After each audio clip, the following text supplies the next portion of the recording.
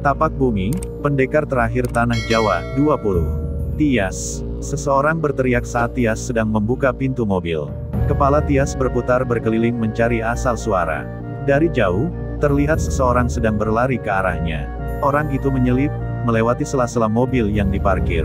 Udara terasa sangat panas di siang hari itu. Atap-atap mobil yang ada di lapangan parkir BATANINDO pun terlihat berbayang-bayang. Tias kesulitan mengenali orang yang berlari mendekat. Ia memicing-micingkan mata berusaha bisa melihat dengan lebih jelas. Namun, akhirnya Tias berdiri menunggu saja karena orang itu masih berlari mendekat. Ada undangan pertemuan dengan Istana Negara nanti malam. Orang itu berteriak lagi.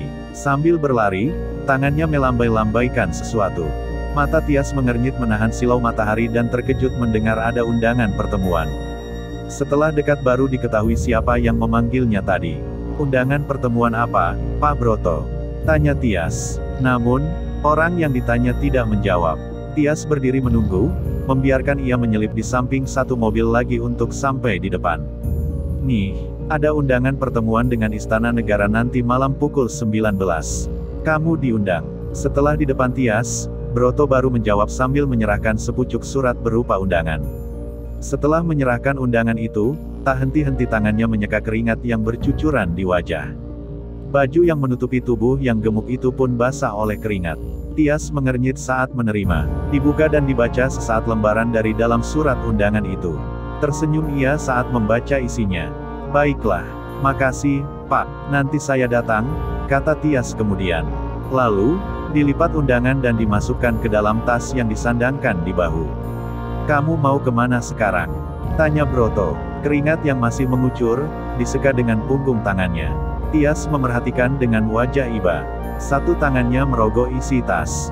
Dikeluarkan beberapa lembar tisu dari dalam. Ada yang harus saya temui, Pak. Saya mau ke laboratorium kampus UI. Penting. Tias tersenyum sambil menyodorkan lembaran tisu ke Broto. Diterima dengan wajah senang, Tias membuka pintu mobil dan beranjak masuk. Oh, gitu. Baiklah, sampai nanti. Makasih tisunya, kata Broto sambil melap wajah. Broto pun beranjak ke arah gedung BATANINDO. Dalam perjalanan ke kampus UI, Tias terus memikirkan kendala yang dihadapi timnya dalam percobaan fusi nuklir itu.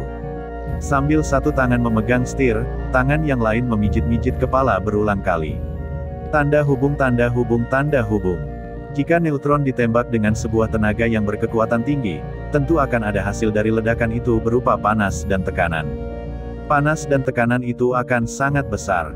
Namun, juga harus dengan kekuatan yang kecepatannya sangat tinggi. Di sebuah ruangan, Tias memaparkan sebuah lembaran kertas di meja.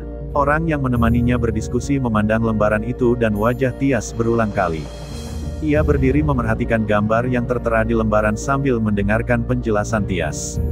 Wajahnya terlihat serius. Kita pindahkan pecahan neutron itu ke dalam sebuah ruang hampa udara. Pecahan terkecil itu bisa ditampung dan dikumpulkan. Jadi, semua proses fusi yang menghasilkan panas dan tenaga ini pun bisa kita kumpulkan menjadi sebuah sumber energi. Sambil menjelaskan, Tias merundukkan tubuh dengan tangan yang bergerak di lembaran.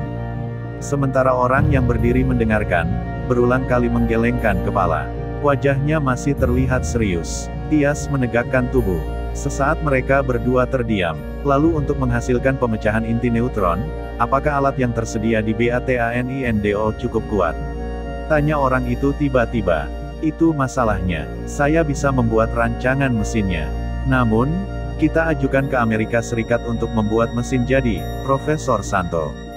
Kebetulan, nanti malam ada acara di Istana Negara, saya akan membicarakan ini dengan Bapak Presiden. Profesor Santo Sulakmono yang menekuni fisika nuklir, tersenyum mendengar jawaban Tias. Ia merundukkan tubuh di atas lembaran yang dipaparkan di meja, dengan ujung jari menunjuk ke satu tempat dan ujung jari yang lain ke tempat yang lain pula. Dibutuhkan perhitungan untuk jarak dari sini ke sini, kata Profesor Santo, lalu kemudian katanya, agar menghasilkan daya dorong dan kekuatan pecah yang maksimal. Ya, benar sekali. Saya perhatikan mesin pemecah inti neutron di BATANINDO tidak memenuhi semua standar yang dibutuhkan dalam fusi nuklir, Profesor. Wajah Tias cemberut saat mengatakan itu. Profesor Santo memalingkan muka memandang ke Tias. Artinya medan antara mesin pemecah dengan objek dalam rancanganmu, di mana? Tanya Profesor Santo. Dibutuhkan sebuah area terbatas untuk itu, Profesor. Jauh dari pemukiman agar menghindari dampak dari paparan gelombang radiasi, jawab Tias. Dirundukkannya juga tubuh agar ujung jari menunjuk ke tempat di lembaran yang ditunjuk oleh Profesor Santo. Lalu katanya, dari sini ditembakkan ke sini, untuk dimasukkan ke sini. Profesor Santo yang mendengar itu mengangguk-anggukkan kepala. Ia tersenyum lebar sambil menegakkan tubuh. Ditepuk-tepuknya bahu Tias.